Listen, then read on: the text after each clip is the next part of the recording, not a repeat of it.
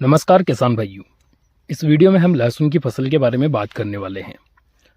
लहसुन की फसल में 20 से 30 दिनों के बीच में या फिर 20 से 30-35 दिनों के बीच में एक मुख्य काम होता है जो हर एक किसान भाई को अपने लहसुन की फसल में करना चाहिए, और उसी मुख्य काम के बारे में इस वीडियो में हम आपको जानकारी देने वाले हैं।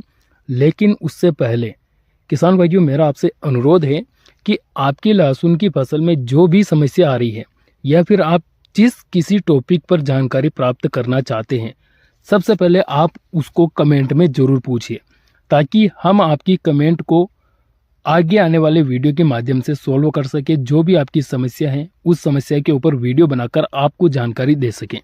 इसलिए जो भी जानकारी आपको चाहिए, जिस भी टॉपिक पर आपको जानकारी चाहिए, आप कमेंट करके ज़रूर पूछ सकते हैं।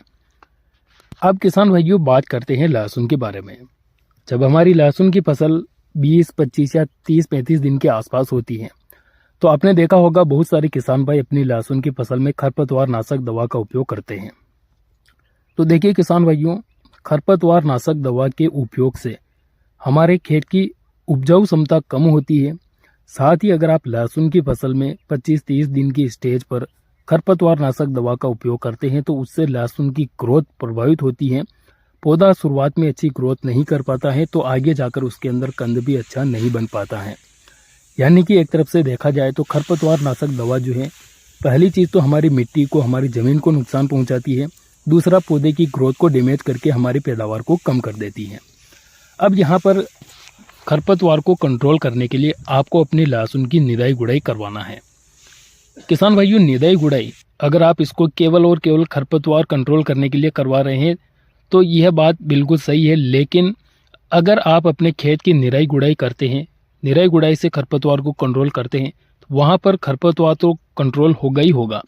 साथ में जो मिट्टी हम ऊपर से खोदेंगे, निराई गुड़ाई के माध्यम से जब हम मिट्टी को ऊपर से खोदेंगे, तो शुद्ध ऑक्सीजन पौधे की जड़ों तक पहुँचेगी, और वहाँ पर हमारा लगभग 30 से 40% पौधा ऑटोमेटिकली ग्रोथ करने लग जाएगा।